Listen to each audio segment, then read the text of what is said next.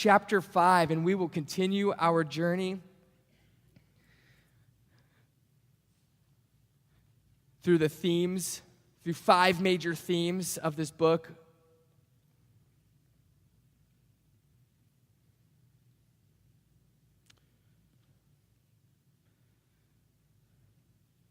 Just to set the stage, chapter 4 is actually a vision of one who is sitting on the throne. And this is all part of the same vision, but we're going to pick up in chapter 5.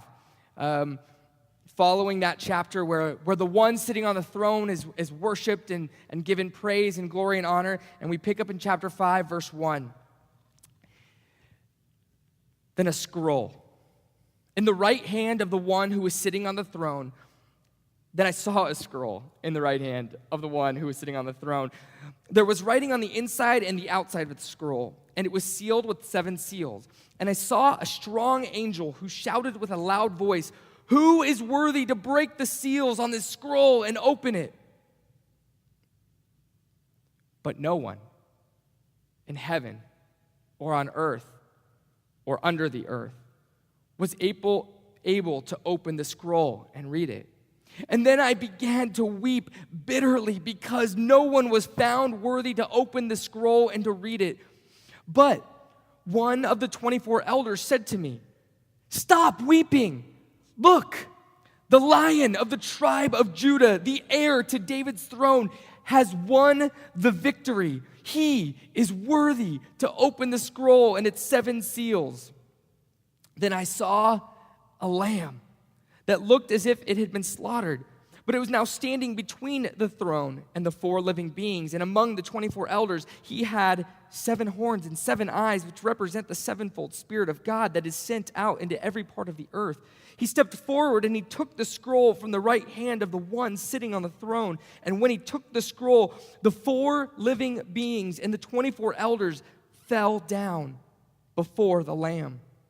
Each one had a harp, and they held gold bowls filled with incense, which are now the prayers of God's people. And they sang a new song with these words, "You are worthy to take the scroll and to break its seals and open it, for you were slaughtered, and your blood has ransomed people for God from every tribe and language and people and nation, and you have caused them to become a kingdom of priests for our God, and they will reign on the earth." Then I looked again, and I heard the voices of thousands and millions of angels around the throne and of the living beings and the elders, and they sang in a mighty chorus, "Worthy is the Lamb who was slaughtered to receive power and riches and wisdom and strength and honor and glory and blessing." And then I heard every creature in heaven and on earth and under the earth and in the sea. They sang, "Blessing and honor and glory and power belong to the one sitting on the throne and to the Lamb forever and ever." And the 4 living beings said amen. And the 24 elders fell down and worshiped the Lamb. This is the word of the Lord. Amen. So this is week 2 of our attempt to frame the book of Revelation thematically. Big picture themes that run through the whole book. And last week we tried to frame the story of Revelation in terms of the arcing story of the entire Bible, beginning with God as creator, which orients us from the beginning. We are creature. We are the created. And the story continues. What God made, God called good, and God has continued to be faithful to his creation. And in spite of his creation's rebellion from him, he has entered into his creation in such a way as to set in motion its complete restoration, resurrection even, so that all that dies, and all dies, all will die, all that dies will be raised to new life, being called new creation. This is the promise of our sacred scriptures. And when we consider our lives, our own place within this cosmic story of creation and new creation, we discover that there is a place for us. There's a place for ourselves in this story. But this story also reorients us in such a way that we're forced to face that sort of painful reality that David McCullough reminded us of in that graduation speech. You are not the center of the universe. And we're reoriented by this story in that way. We are not the center. In fact, biblically, it seems as if the inability to distinguish between creator and created is really at the heart of creation's disorder, what the Bible calls idolatry or sin and rebellion is a misorientation of the created to the creator. One of the things that Revelation, when we read it and listen to it and let it have its way in us, one of the things it does to us is it gives us a tremendous vision of new creation, of what God is doing. But it does more than that, because right up front, in the very beginning, in chapter 4, which, like I said, we didn't read that today, but in chapter 4, we're given a vision of the one who is honored and praised and who receives all of the glory for creating and recreating all things. It's not just about what's being done. Our story is not just about where it's going and what's going to happen to us when we die or whatever, but it is primarily about the one who is doing it. Revelation reminds us, it gives us a big vision of the one who sits on the throne.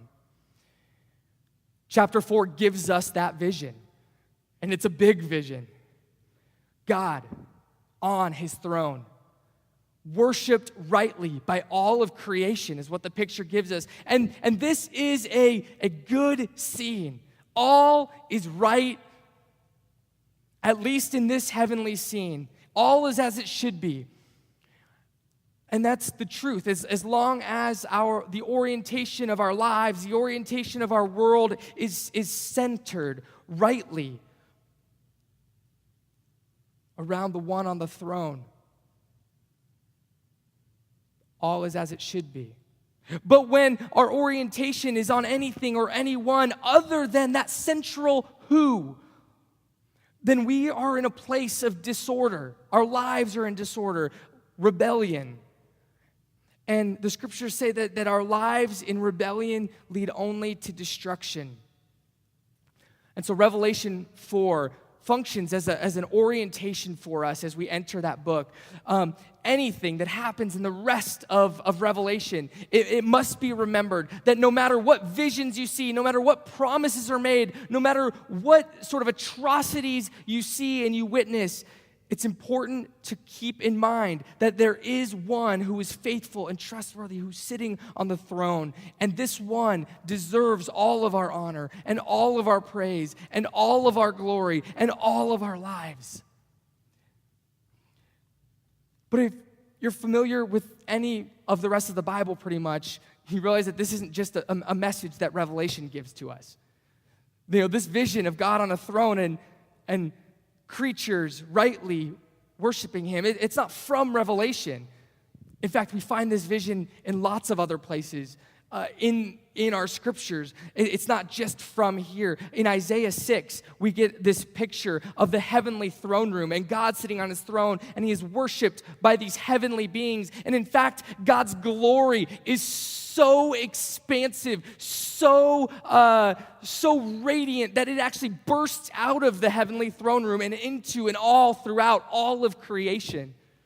Ezekiel 1 also helps us to imagine this throne where God sits on it and he's rightly worshiped. And if you read the Ezekiel passage, you'll find there's all kinds of really interesting God-honoring shenanigans kind of going on in that picture. And it's wild and it's kind of fun. Daniel 7, right? I mean, on and on. We get the point. There's a throne and God sits on it and he's worshiped when all is right. These scenes were so important for the ancient Jewish people. These were their stories. And these images, they told a certain kind of story. about who they were, about who God was, about what it meant for them to be a small, insignificant people in the world. See, because the Hebrew people, they weren't actually the only ancient people around. And in fact, they weren't the only ancient people to tell stories.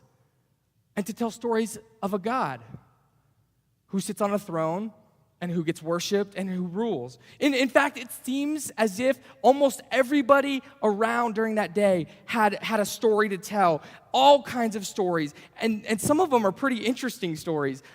They had quite the imagination. Not only did they didn't just settle for one God like the Jewish people, they thought, why have one? We could have two. We could have five. We could have gods of gods, gods upon gods of gods of gods, and you find there are lots of stories of all kinds of interesting divine figures who demanded worship and who might show you favor if you worship them correctly. Maybe you think when you hear about gods and gods and gods and multiple of them, that's kind of a weird thing. But it was actually these prophetic visions. It was the Jewish people's claim that there was one God that was viewed as weird or bizarre in the ancient world. These prophetic visions of the God of Abraham, the God of Isaac, the God of Jacob, sitting on a throne, these were just bizarre. You only have one God?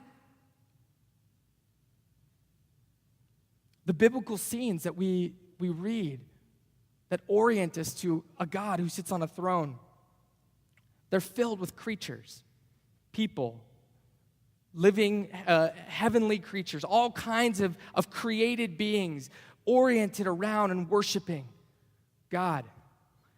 And the Jewish story was a weird story because that God was one. That God demanded ultimate allegiance and said, I am one. There is no other besides me.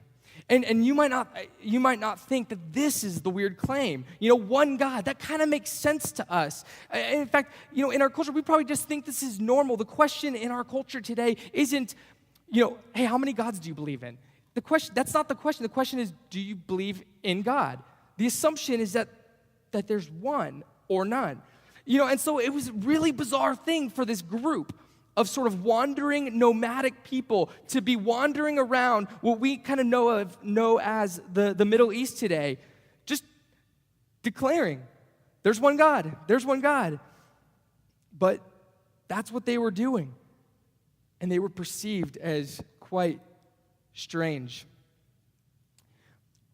I want to suggest this morning, as we consider Revelation 5 and what we're doing in Revelation and what we're going to hear and what we even have sung this morning, as we have sung songs to Jesus, I want to suggest that the Jewish commitment to a radical monotheism, the Jewish commitment to one God, was so strong that we should hear the words of Revelation 5 as being quite strange, coming from the pen of an ancient Jew in the first century. Think back to last week with me real quick. When I described the way that many Christians read the Old Testament prophets. So remember last week what I said about the way that we tend to read is that we tend to go back to the prophets and we tend to look at them through the theme of predictions about Jesus, future predictions about Jesus. And there's no doubt that exists there. We can go back and we can find verses that talk about, that anticipate Jesus. And the apostles in the Gospels and Paul, they point back and they say, yes, indeed, the scriptures did talk about Jesus. And so that exists. But we quickly discover, like I said last week, that if that's the main theme we have to read those prophets, there's going to be little else that makes sense to us, because most of the material doesn't make sense through the theme of future predictions about Jesus. But it turns out we actually end up getting stuck in a cycle. It's kind of a brutal cycle when we try to read the prophets in this way. When this is sort of our only way of reading them, is that these prophets must be talking about Jesus and Jesus coming at a later date. Because we start to say things like this. I just don't understand how the Jewish people could not have seen Jesus as the Messiah. How could they miss it? It was so obvious. And what we do is we take this verse here and this verse here and this verse here and this verse here that all do point to Jesus, and we kind of pull them all together and say, it's so obvious to us. If we add them up, they spell out Jesus the Messiah, who is God and who must be trusted in for salvation. That's kind of our story. That's what we say. And it's one way of telling the Jesus story out of the prophets. But what if that way of reading the prophets is slightly inadequate, especially when it comes to understanding the Old Testament as a book, when it comes to understanding the Old Testament's influence on the New Testament, and specifically the book of Revelation? What if we need to find a new theme? Because it's kind of like this. If we walked out of the movie, The Dark Knight, and I was going on and on about, the Batman movie, the second one with Heath Ledger. He's the crazy, the really, really good Joker. I mean, that movie has some deep themes, some good stuff to talk about. If we walked out of there and all I could talk about was, man, Batman's gadgets were so cool. Did you see his car? It was like the sweetest car I'd ever seen for Batman. If that's what I was really interested in, and that's as deep as I could go talking, you would stare at me like, really? That's what you got from that movie? I mean, there's such good stuff there. You'd be wondering, did you even watch the movie at all? I had clearly missed one of the major themes of the movie, if that's all I could walk out talking about. Certainly, the gadgets and the cars are fun and they're cool, but they're just a part of what's going on. And I think that there are more fruitful ways to watch that movie, and there are more fruitful ways for us sometimes to read the prophets. And I think when we think about the people who would have been reading the prophets in the first place, it's important for us to say, what would they have been hearing here? What would have been going on? How would God have been stirring in them and using these scriptures to shape them? And I want to suggest that there is a pretty significant theme working through the prophets, and that is the people's faithfulness or their faithlessness toward Israel's core conviction. Israel had a core conviction. They said it every morning as they woke up. Listen, Israel, the Lord your God, the Lord is one. Every morning they would say that. They would be reminded, this is who we are. We are defined by our faith in one God. There is only one God. This is what defines the Jewish people, not only in the ancient world, but all through history. I mean, we could look at them and we could say, yeah, they have laws and they practice circumcision, and they were weird because they observed Sabbath at a day when nobody took rest. I mean, but these were markers of them.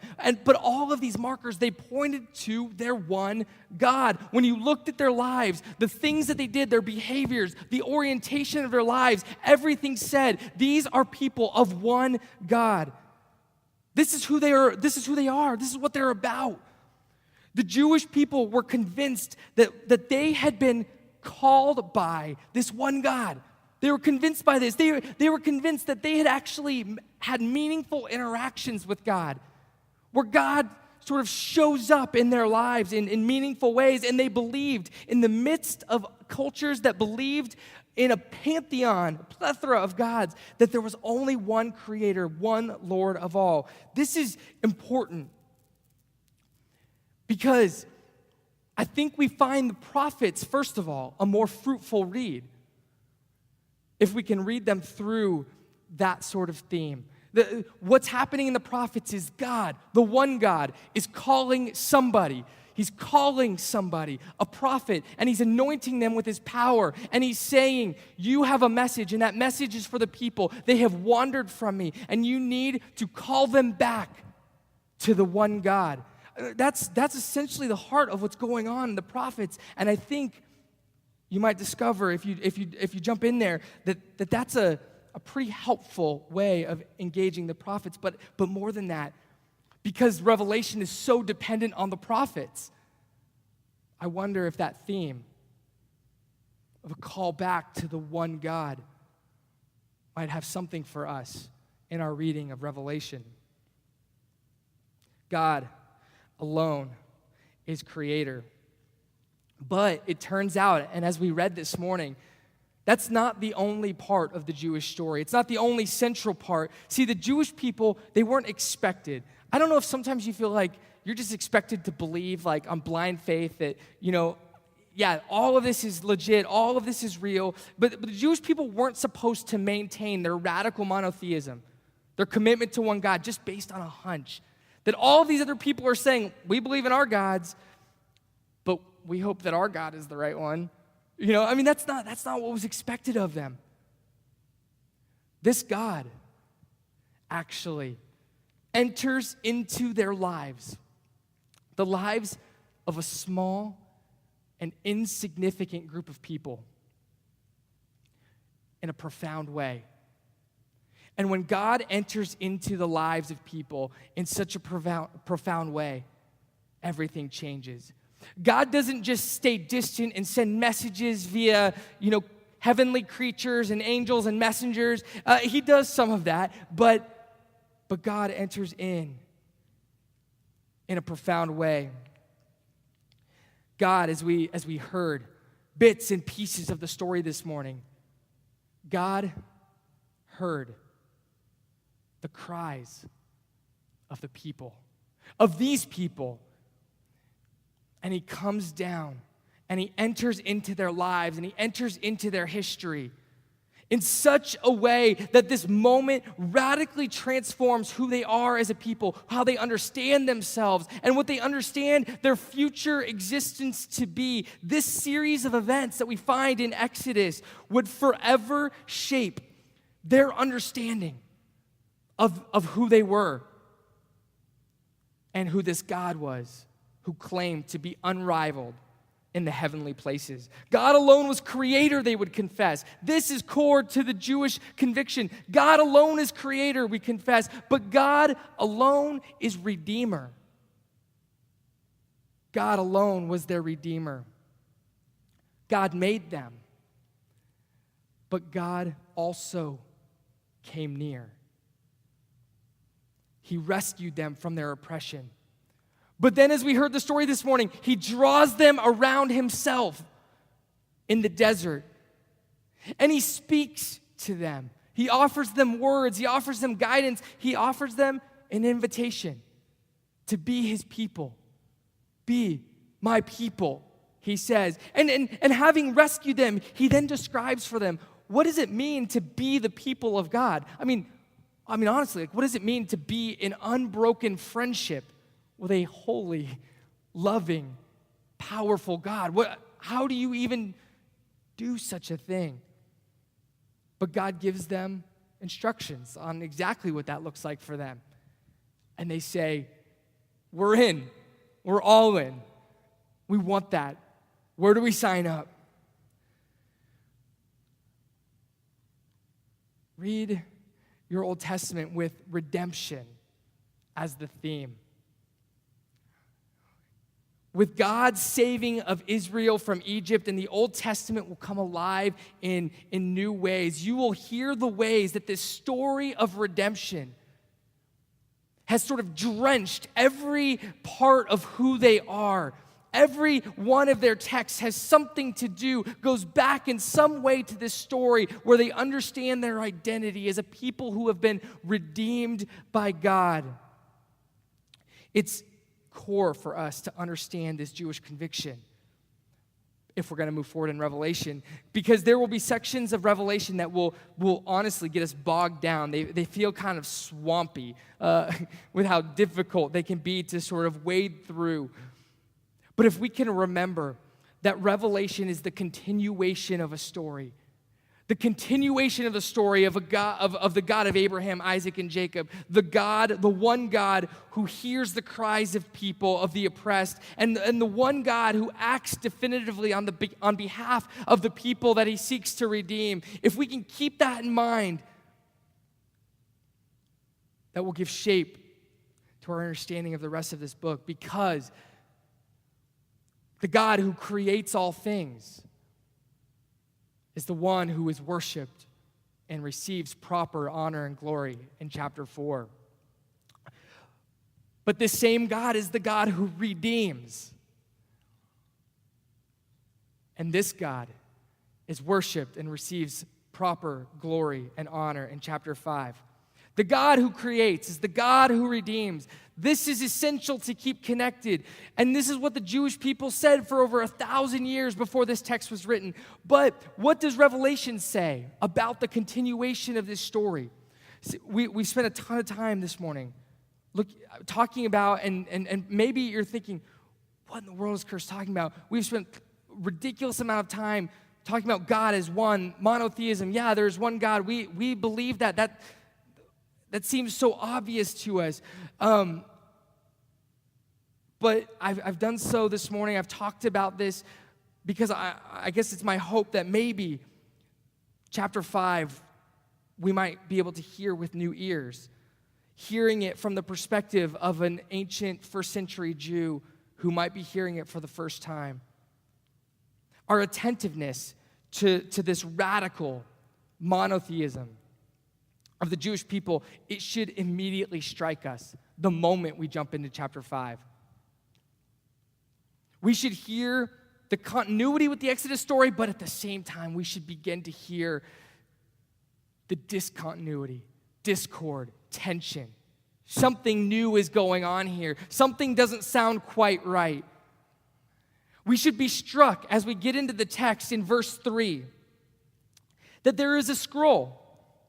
There is a scroll that no one in heaven or on earth or under the earth is worthy to open.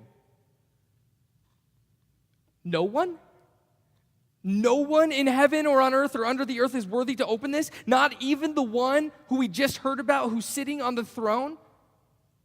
What's going on here? The one that's declared to be worthy of all glory and power and honor and for having created all things. This one isn't worthy? Is that what chapter 5 is saying? And then in verse 5, we hear these powerful Old Testament messianic terms.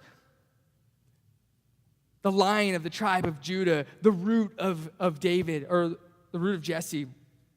We discover that there is actually, in fact, one who can open the scroll. It's announced there is one, and it's the one who is victorious. But again, this is odd. It's not the one who's sitting on the throne. Rather, it's the one who stands in front of the throne.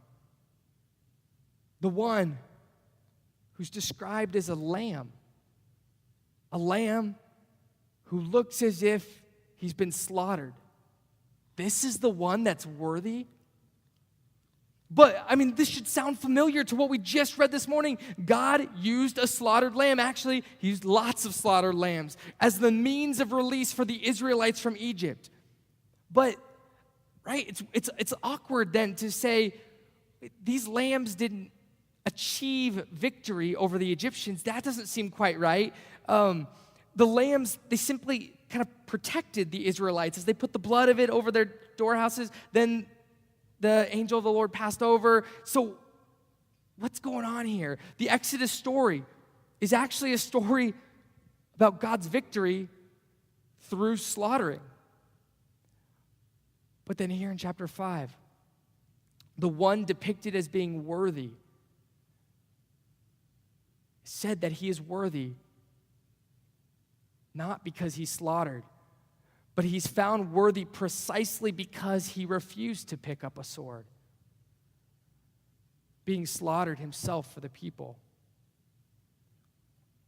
And it gets weirder as we keep going, especially if you have a commitment to radical monotheism. Hear, O Israel, the Lord your God, the Lord is one. It just doesn't really connect with what happens in verse 8. This is where it starts to get really awkward, actually. Verse 8, we have the same living creatures, the 4 living creatures described in chapter 4, and the 24 elders who we get a sense that they're human figures. These are created beings. They were worshiping the one who was sitting on the throne rightly in chapter 4. They have fallen before the Lamb. They lay before the Lamb in worship.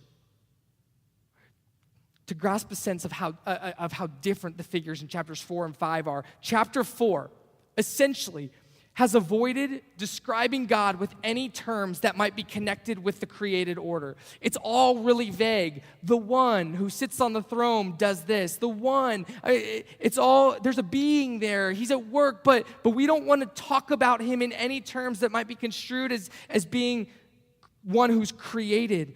But then chapter 5, it seems like goes out of its way to say, no, the one who's being worshiped is crazy created. I mean, everything about him is created. He's described in creaturely terms. He's a lamb. And in fact, his destiny was the same destiny as all of the created order, which is death. The one being worshiped in chapter 5 has died. If you were Jewish and living in the first century, and if you had not yet followed Jesus as Messiah, this is blasphemy.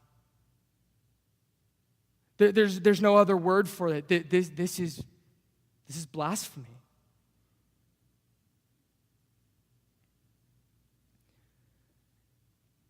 But it's these kinds of claims and actions by early Christians that continued in the first century. And it's these kinds of actions and claims that made it harder and harder for Jewish followers of Jesus as Messiah to remain in fellowship with Jews who couldn't quite go there, who rejected Jesus. Typically because it sounded and it looked a lot like blasphemy.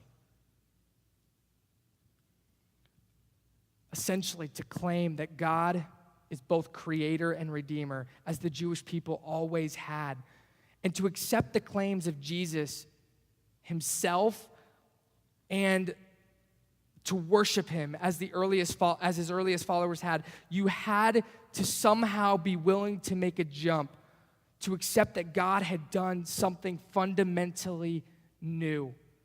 That somehow a God who is completely other than the creation, who would be described in terms as the one sitting on the throne, could then be so identified with the created order that this God might even take on the most ultimate of our ends, which is death.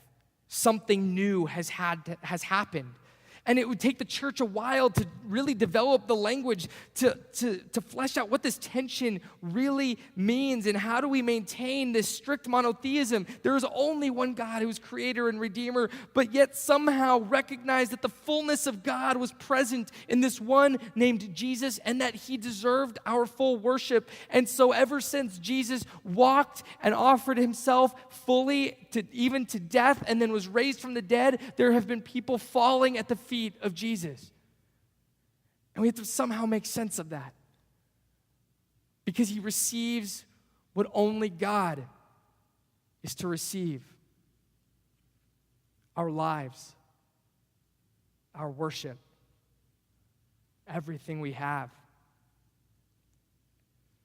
And this is what the creatures and the elders are doing in this scene. They're worshiping the Lamb. And they are declaring that the Lamb is in fact worthy of everything we have. And that this Lamb is somehow, and Revelation I think makes the case, this Lamb somehow is, in essence, the same one that's worshiped in chapter 4. And it continues because there's singing that happens, and in Revelation, singing means worship, and the songs are going right to Jesus, and so the Lamb and And again, it's identified as a new song, and so we're reminded again something new has happened. Chapter 5 is a great reminder of what we talked about last week, that God has begun something new.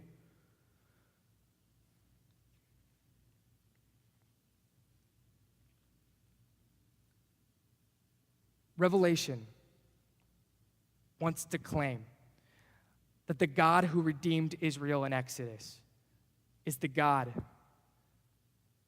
who has now performed a new Exodus, an Exodus for all of creation, setting free every living creature, the heavens and the earth, free, so that God might make them new, so that God might resurrect them to new life. That's the story of Revelation. We talked about last week the story from creation and new creation. There's also a new Exodus happening. Redemption. In Exodus, it's a pattern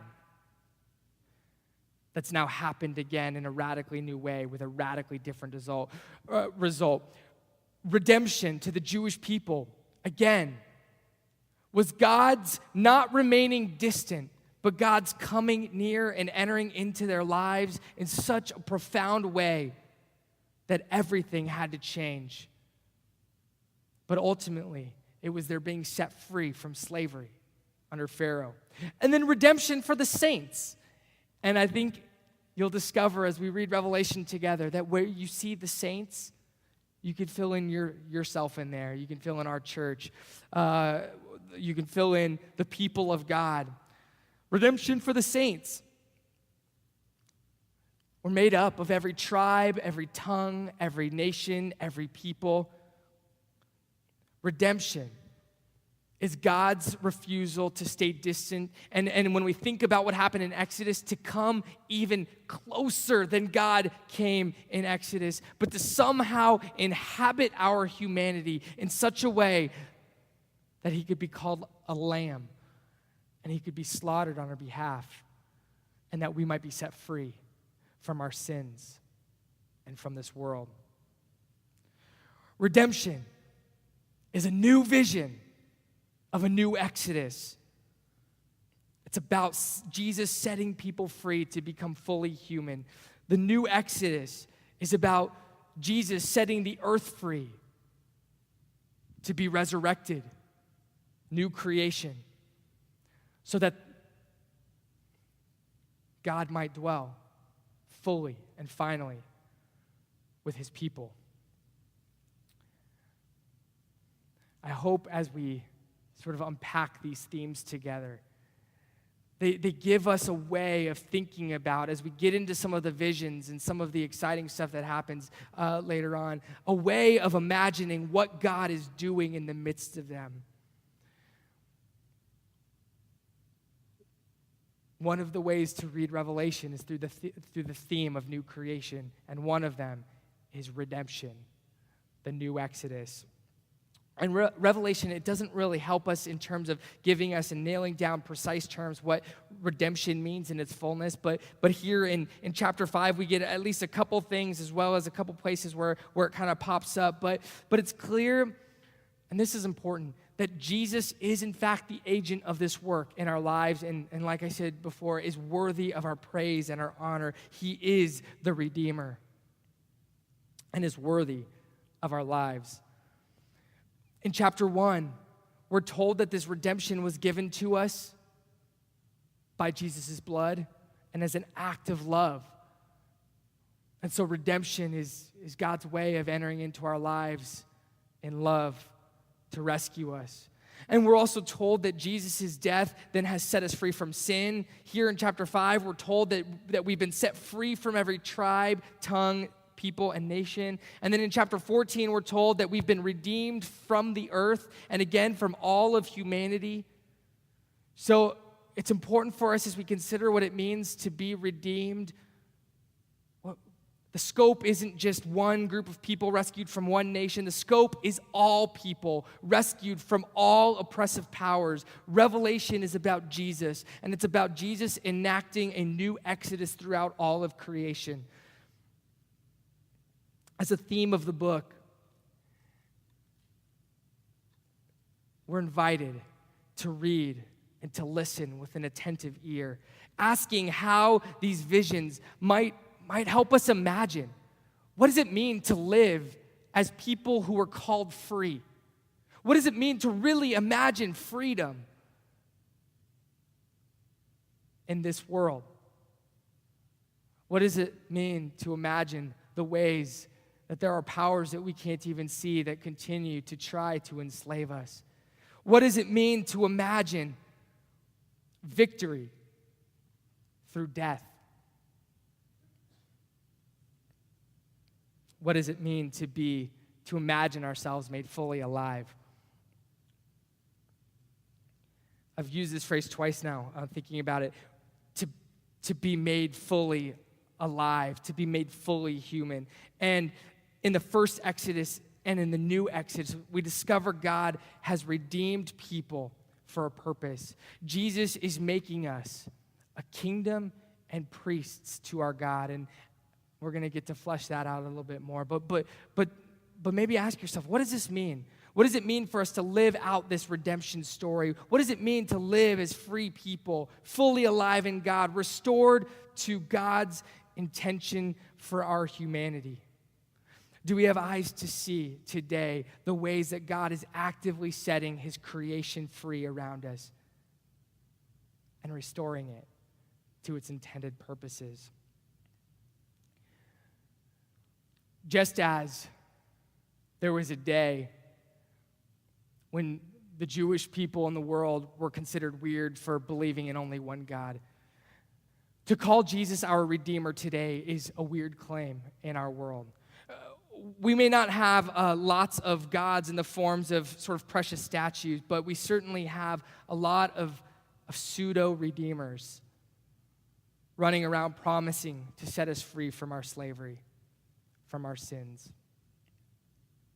Our culture tells us stories of redemption and invites us into them. But might we have ears to hear the story of redemption that's rooted in the one God, our one Redeemer. And we gather this morning on a Sunday, Resurrection Day, to be reminded and to confess together that there is only one God, one Creator, one Redeemer. Revelation will plead with us to let the invitation of redemption and true freedom to take hold of our lives, but not just once, over and over again. Would you pray with me? Father, would you help us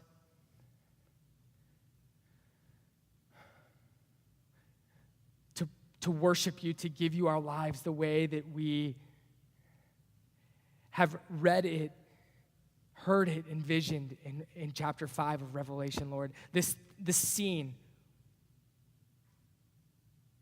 where the Lamb receives everything, all power and honor and glory and might. God, may we give that. May we offer that. May our lives be completely oriented to you, and may our lives be marked by the story of your redeeming work in our lives and in this world. We love you, and we trust you, and we thank you for your Son.